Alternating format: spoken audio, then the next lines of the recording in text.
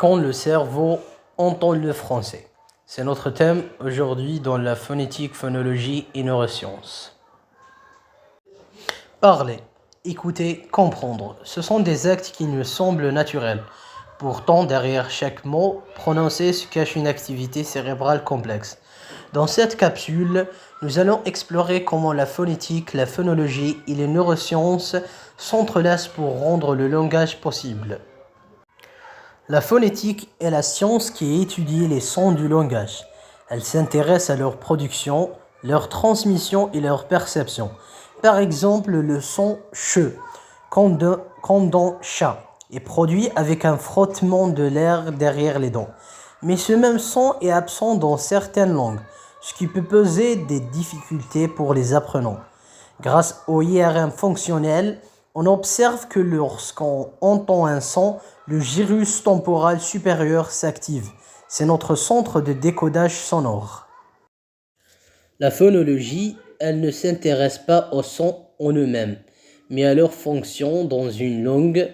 Par exemple, en français, le P et le B distinguent des mots peur, beurre. Donc ce sont deux phonèmes différents. Mais en taille, il existe 3 types d'aspiration sur le consonne. Cette distinction sont pertinentes phonologiquement là-bas, mais pas en français. C'est ce que notre cerveau apprend dans l'enfance. Quelles différences sont significatives? Cette structuration phonologique est propre à chaque langue. Les neurosciences ont montré que l'apprentissage des sons repose sur la plasticité cérébrale. Entre 0 et 6 ans, notre cerveau est capable de distinguer tous les sons du monde. Après, il se spécialise dans les sons de notre langue. Par exemple, les francophones adultes ont du mal à entendre la différence entre le H anglais, hat, et l'absence de H, at. Le cerveau a simplement appris que ce contraste n'est pas pertinent. Il l'ignore. Cela explique pourquoi certains sons sont difficiles à acquérir en langue étrangère. On a fait le français langue étrangère. Intégrer les apports des neurosciences et de la phonétique permet de mieux accompagner les apprenants. Il faut travailler la perception auditive, écouter, discriminer, aussi la production orale, répétition, correction et la prise de conscience phonologique. Outils utiles.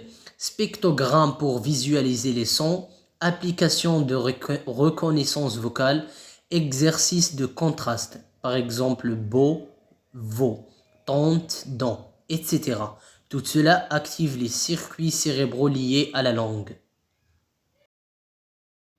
L'approche neurophonétique combine science du cerveau, linguistique et didactique. Cela signifie enseigner les sons non pas de manière mécanique, mais sensorielle, multimodale, contextualisée. Par exemple, accompagner un son d'un geste articulatoire, d'une image ou d'un feedback auditif.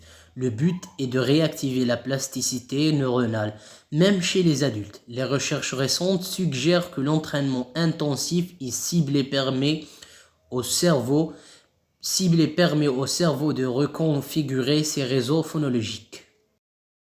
Pour conclure, le langage est un phénomène profondément humain, mais aussi neurologique. En comprenant comment notre cerveau traite les sons, nous pouvons mieux enseigner et mieux apprendre. La phonétique, la phonologie et les neurosciences ne sont pas des disciplines isolées, mais les 3 clés d'un apprentissage du français plus efficace et plus humain.